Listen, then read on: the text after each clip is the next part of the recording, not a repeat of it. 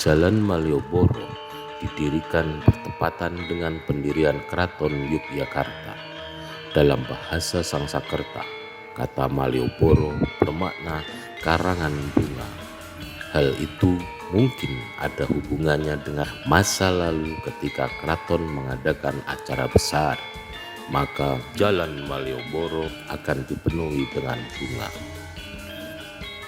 Ada pendapat bahwa nama Malioboro berasal dari kata Marlborough, gelar Jenderal John Churchill pada tahun 1650 sampai dengan 1722 dari Inggris.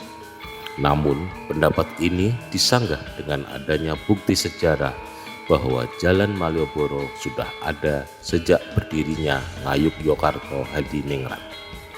Peter Carey berpendapat bahwa jalan raya ini telah dibangun dan digunakan untuk tujuan seremonial tertentu selama 50 tahun sebelum orang Inggris mendirikan pemerintahannya di Jawa.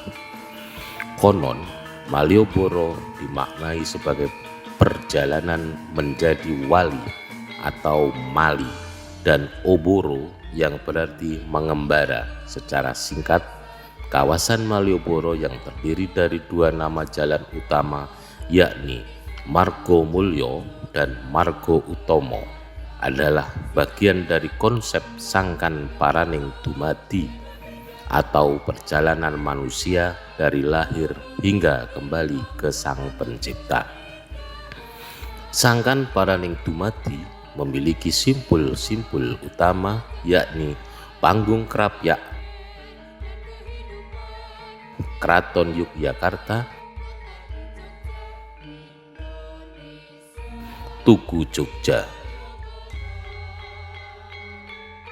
Panggung Krapyak ke Keraton melambangkan Sangkaning Dumadi atau perjalanan manusia sejak lahir, dewasa hingga memiliki anak atau keluarga.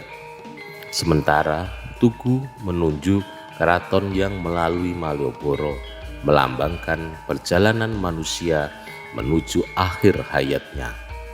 Konsep ajaran Pangeran Mangkubumi atau Sri Sultan Hamengkubuwono pertama ini telah ada sejak awal berdirinya Kasultanan Ngayogyakarta pada tahun 1755.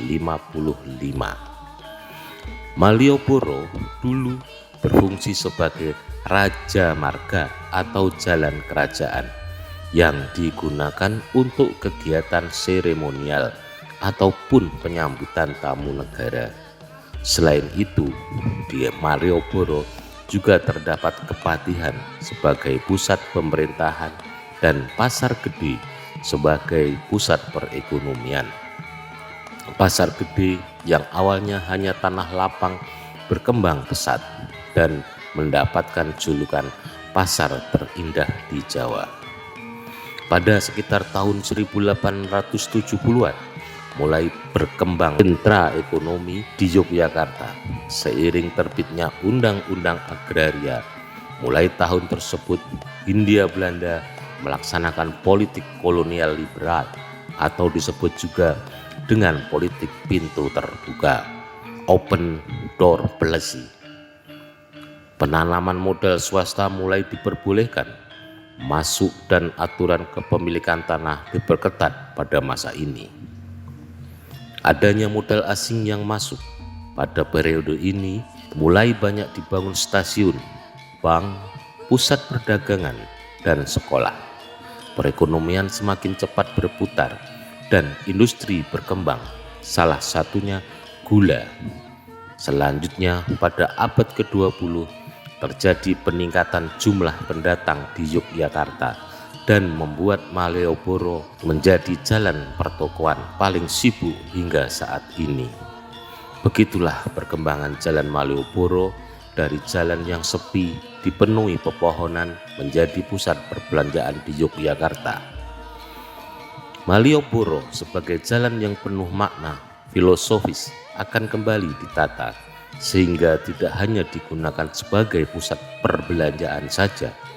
Malioboro menyimpan banyak kisah dan sejarah yang memantik siapa saja yang melaluinya.